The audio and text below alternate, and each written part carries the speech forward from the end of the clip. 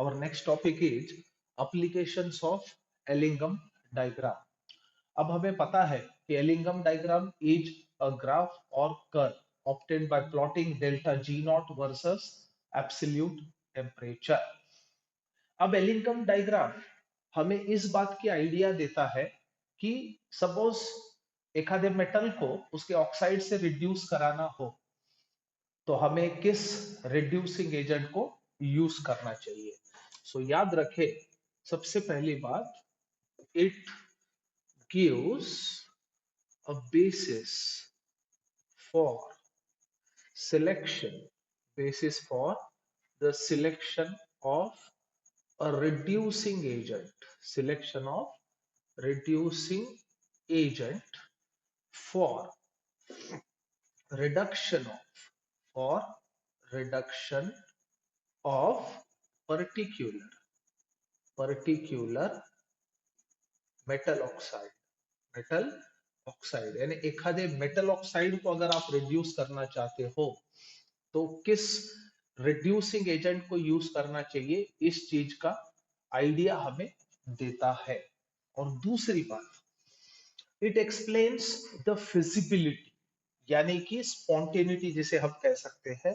So it predicts और it explains the feasibility of thermal reduction of O. याद रखें, so it predicts the feasibility of thermal reduction of ore, यानी जो oxide ओर हमारे पास होगा वो कब रिड्यूस होगा, क्या कंडीशंस उसके लिए रिक्वायर्ड है, स्पेशली कंडीशंस ऑफ टेम्परेचर। ये सब चीजें हमें एलिंगम डायग्राम बताता है।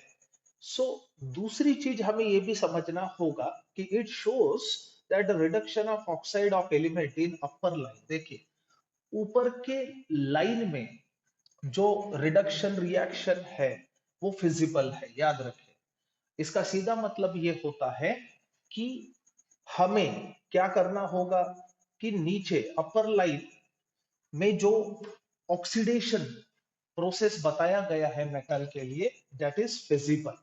सो एलिंगम डायग्राम में ये बताया गया है। सो व्हाट इट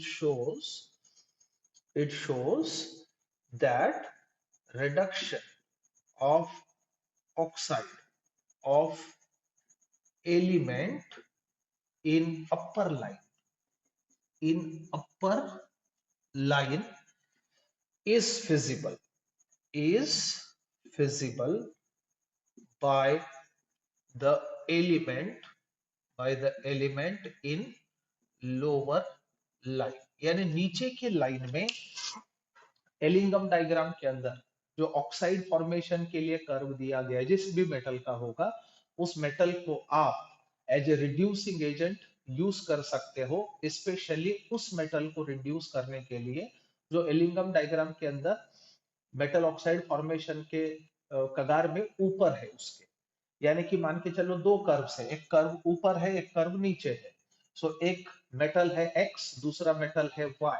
तो Y के लिए ऑक्साइड फॉर्मेशन का कर्व नीचे है और X के लिए ऊपर है। इसका मतलब ये होता है Y को आप as a reducing agent use कर सकते हो X को रिड्यूस कराने के लिए उसी के ऑक्साइड से।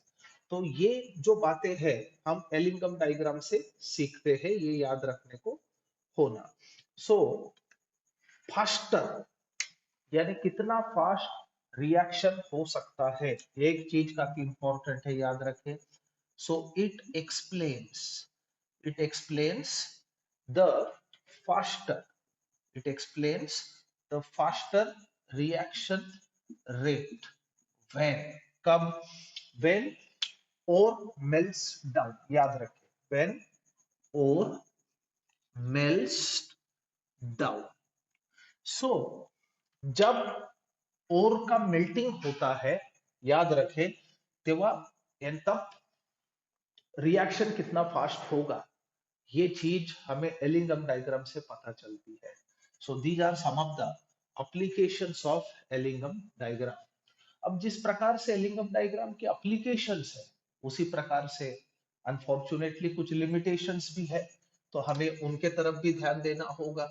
So let's discuss limitations of Ellingham diagram.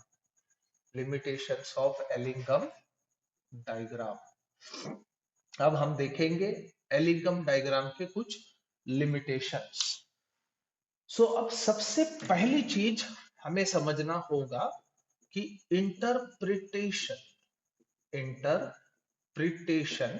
Of free energy, interpretation of free energy will be true only when reactants and products are in equilibrium. ये सबसे इंपॉर्टेंट चीज आपको याद रखना होगा.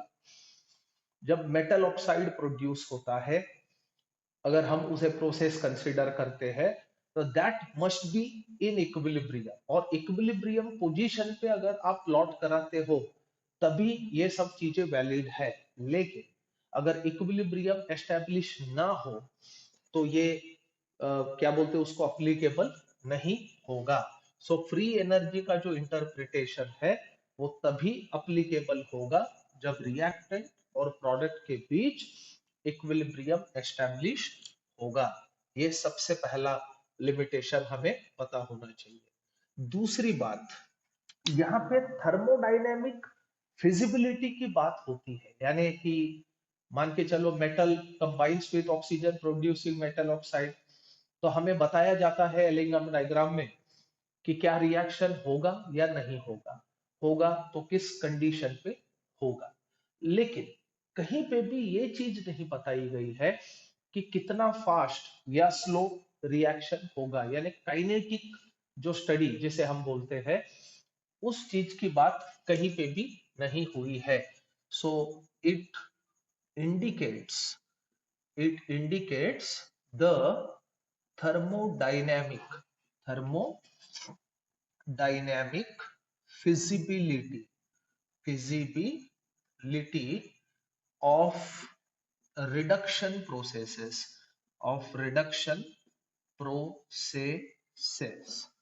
but does not explain kinetics of reduction processes. यानी कि specific जो रिडक्शन रिएक्शन है वो कितने देर में होगा, कितना फास्ट या कितना स्लो होगा, इस बात की इंफॉर्मेशन एलिंगम डायग्राम नहीं दे सकता है. Ellingham diagram explains only spontaneity, I mean feasibility, यानी कि क्या रिएक्शन होगा या नहीं होगा, ये चीज एक्सप्लेन की गई है. So it was all about applications and limitations of Ellingham diagram.